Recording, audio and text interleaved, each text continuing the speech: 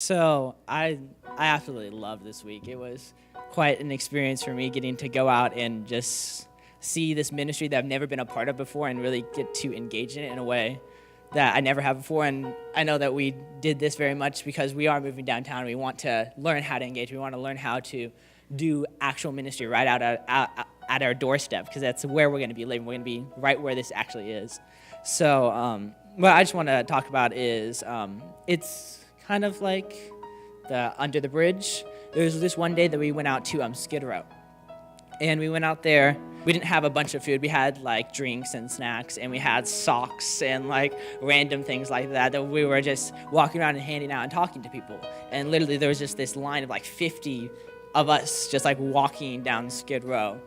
And I don't know if I think some of you guys have been to Skid Row with Wow Jam and all that, but it's kind of a scary place, and it's really real there. And I don't know, there were just two encounters that stuck with me when I was there. We were there and we were talking to people, and it was kind of like they'd want the socks in my pocket and all that. They don't really want to talk, but it was really good because we were talking there, and parents started talking to this guy. Started talking to this guy, Leroy, who's this black gentleman, and he has what I think of as zipper teeth. Like they're missing on the bottom at the same place that he has them on top, so they kind of fit into each other, like where the gaps are. So I was just laughing at that, like staring at his zipper teeth the entire day. But we were talking with him, and he was just so joyful, and he's living on the streets. He's living inside Skid Row, and he was just so full of joy and talking with us, and we're so excited that we're here. They were talking, and he asked us where we're from, and they said we're from the Dream Center. It's like, oh, of course, you guys had to be from the Dream Center. Like, I should have known that type of thing. And they go and we start talking to them, and we Terrence asked if we can pray for them, and they say, and we asked what we can pray for them for. He says, I want a Cadillac. Like, can you pray that I get my Cadillac? That's what I want. Just pray for that. And then it was really funny. But when we go, right before we go to pray, he goes and he calls his friend over. I think his name was Victor. And he goes, hey, get over here. And he puts his arm around and says, this is my brother right here. This is my brother. We've been together for 20 years. We're best friends. We're always together. And this is my brother. And it was just so cool watching them together.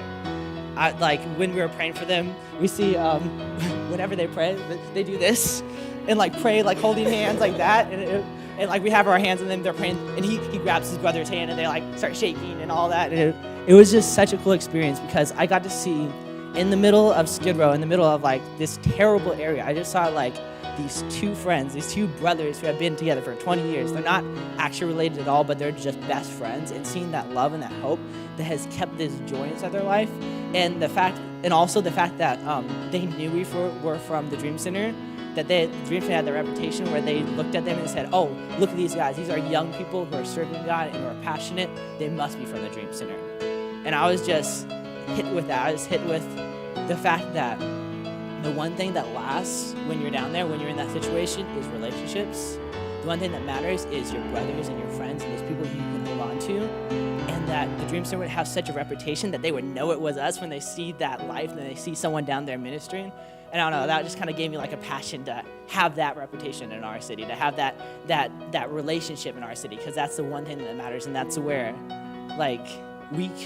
they would say, oh yeah, you guys must be awakening. You guys must be the lighthouse when they see us down on the street serving, when they see us coming to them and serving in our park. I want to build that. I want to earn that type of reputation. So, yeah. Amen.